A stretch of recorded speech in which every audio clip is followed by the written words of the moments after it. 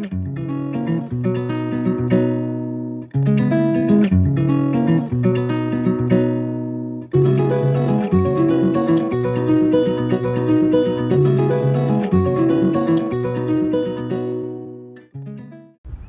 guys, and welcome back to Cleaning Up History, where my goal is preservation of headstones and cemeteries and telling forgotten stories of the past.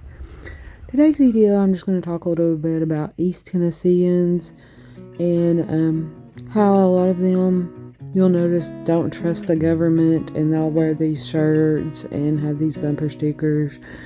Even go as far as put things on their headstones about how they don't trust the government.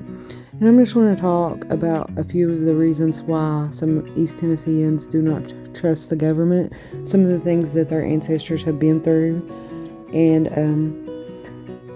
they have learned from their ancestors' past, things that had happened, and what got us to where we are here today. So with that being said, the first topic I want to discuss is the Great Smoky Mountains National Park. Now I'm just going to talk briefly about the park because it didn't affect as much as the other topics I'm going to discuss. But the Great Smoky Mountains National Park, it was chartered in 1934, and it was around 300,000 acres, which had originally had around 6,000 small farms on it. Mr. John D. Rockefeller donated $5 million toward the founding of Great Smoky Mountain National Park. And it was, in most part, it was due to, there were many logging companies that had taken over the mountains and were basically stripping the mountains of all the timber. But in addition to the logging companies, there were around 1,200 farmers who lost their land. But they were given the option to stay for their lifetime on their land in the Smoky Mountains.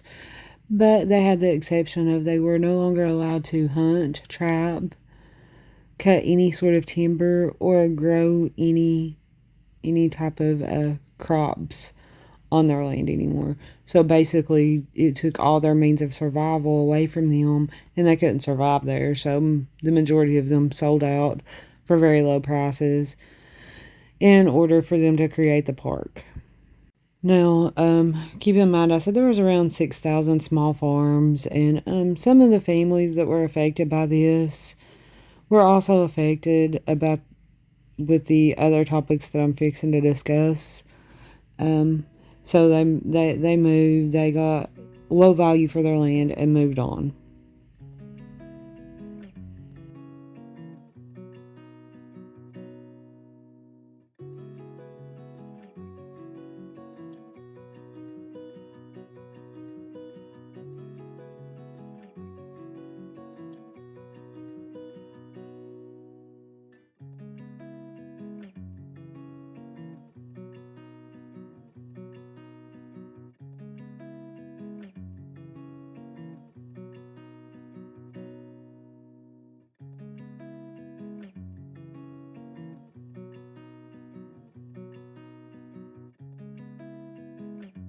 The Tva Act of 1933, signed by FDR, states, "The Tennessee Valley Authority shall have the power in the name of the United States of America to exercise the right of eminent domain and in the purchases of any real estate or the condemnation proceedings.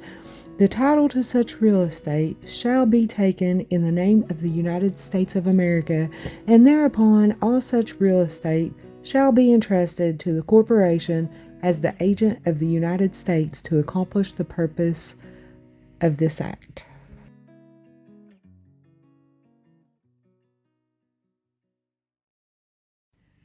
The TVA condemned over 125,000 acres with a total of 152,000 acres. 2,989 families were displaced.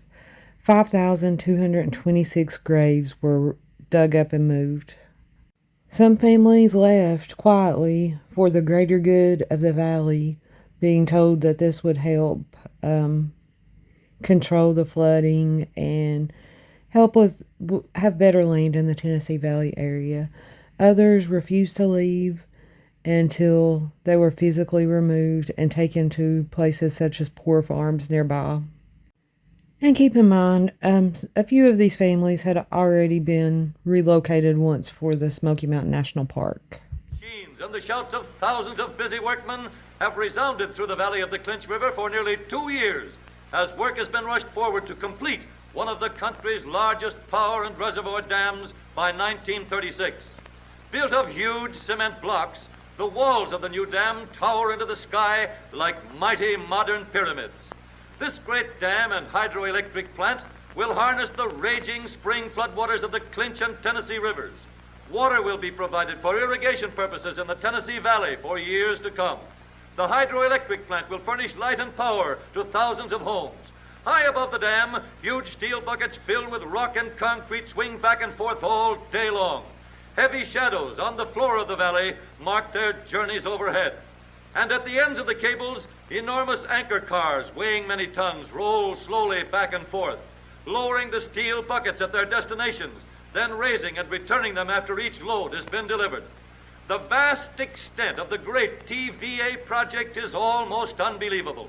Hundreds of thousands of tons of rock are being removed, and tons of concrete and steel are being substituted in their place.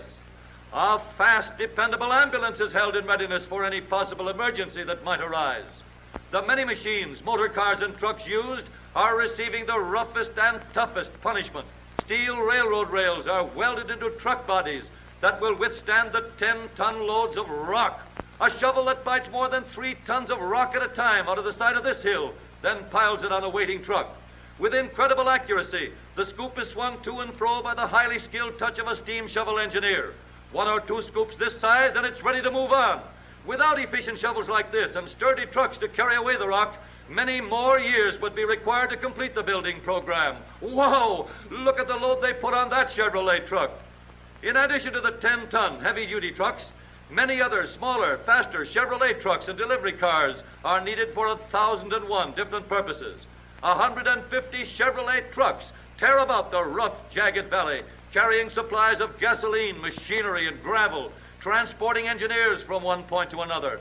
A mighty important part of the work which must be done to assure the completion of the dam on scheduled time.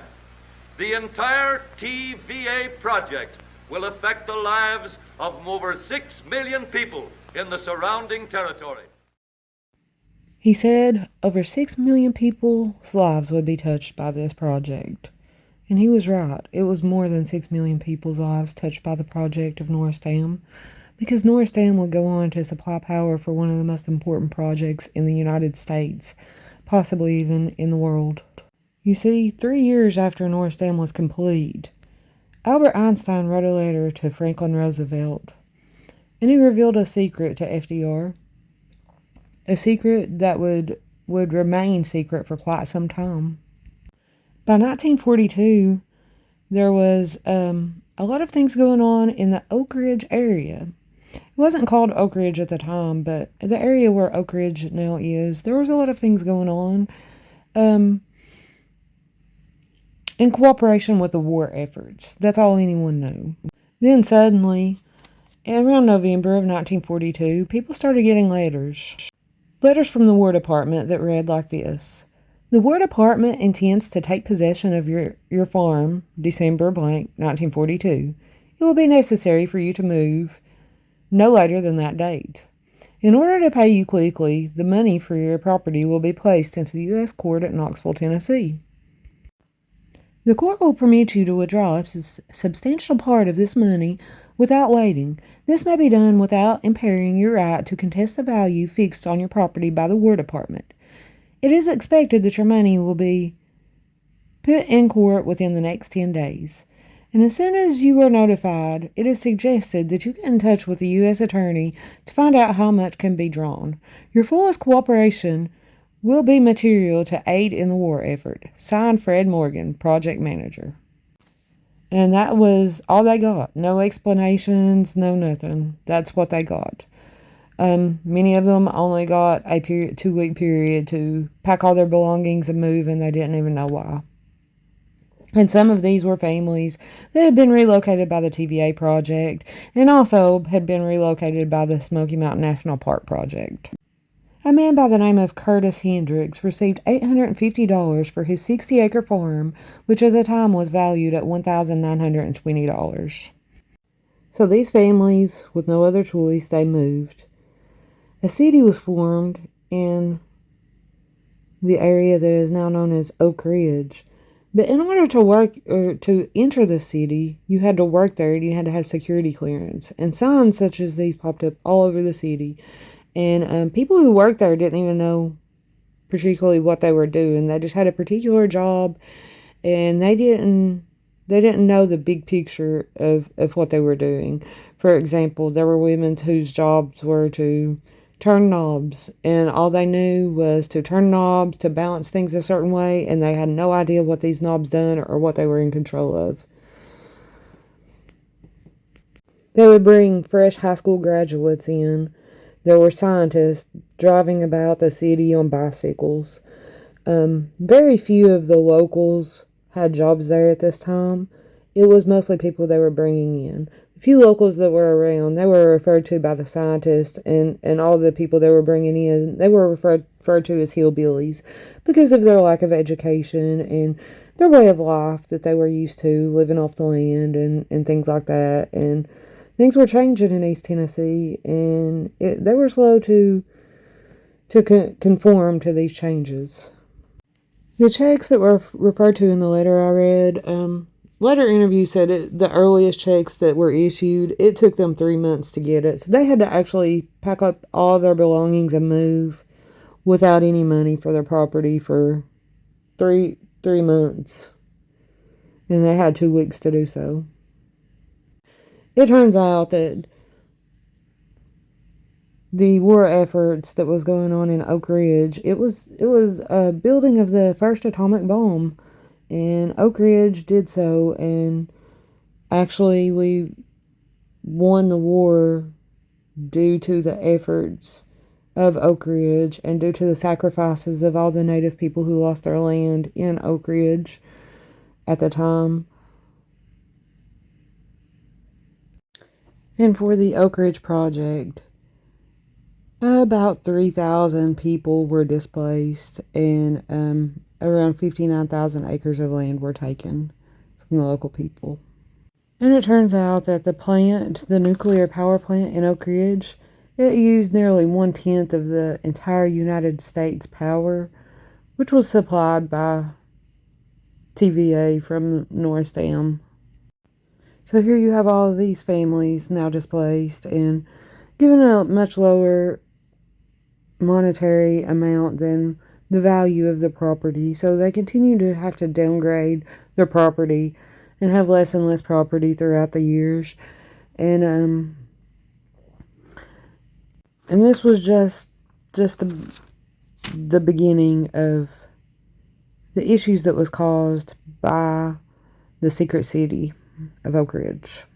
Because it turns out creating an atomic bomb, it consists of a lot of technical things and a lot of materials such as radium, plutonium, mercury, things of that nature.